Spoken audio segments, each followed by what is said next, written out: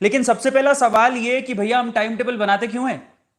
हम लोग time table बनाते क्यों हैं उसका मैं लॉजिक आपको क्लियर करता हूं कि टाइम टेबल बनाने से सबसे बड़ा फायदा क्या होता है।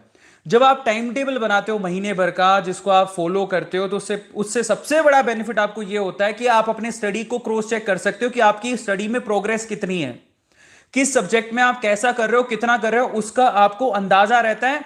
और एक्चुअली एक बायोलॉजिकल एक साइकिल बन जाती है, एक आपके माइंड भी प्रिपेयर होने लगता है कि मुझे इस साइकिल के साथ चलना है। जिससे वो क्या करता है कि धीरे धीरे, जैसे आप एक पर्टिकुलर टाइम पे सिर्फ फिजिक्स पढ़ रहे हो, एक पर्टिकुलर टाइम पे सिर्फ केमिस्ट्री पढ़ रहे हो, एक पर्टिकुलर टाइम पे सिर्फ बायो पढ़ रहे हो या केमिस्ट्री पढ़ रहे हो या फिर मैथ पढ़ रहे हो, तो माइंड को आदत हो जाती है, उसी पर्टिकुलर टाइम पे जाग जाता है और उसके कॉन्सेप्ट आपके दिमाग में आने लगते हैं। इसीलिए मैं आपसे कह रहा हूं कि एक पर्टिकुलर टाइम पे आप लोगों को टाइम टेबल को फॉलो करते हुए स्टडी करनी चाहिए, जिससे आपका माइंड, आपकी फिजिक आपको सपोर्ट करे, और ये बहुत ज्यादा इंपॉर्टेंट है। क्लियर हो गया? इसलिए हमें अपनी स्टडी को क्रॉस चेक करने के लिए कि हमने पढ़ाई की तो हमारे पढ़ाई का लेवल क्या है, हम किस किस लेवल तक पहुंच चुके हैं, कौन से सब्जेक्ट में, हमें अंदाजा होना चाहिए अपनी प्रोग्रेस का।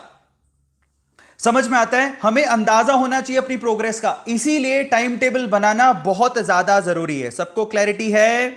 सबको समझ में आ गया कि हमें अपनी प्रोग्रेस को चेक करने के लिए टाइम टेबल बनाना बहुत जरूरी है? अब कॉपी लेके बैठ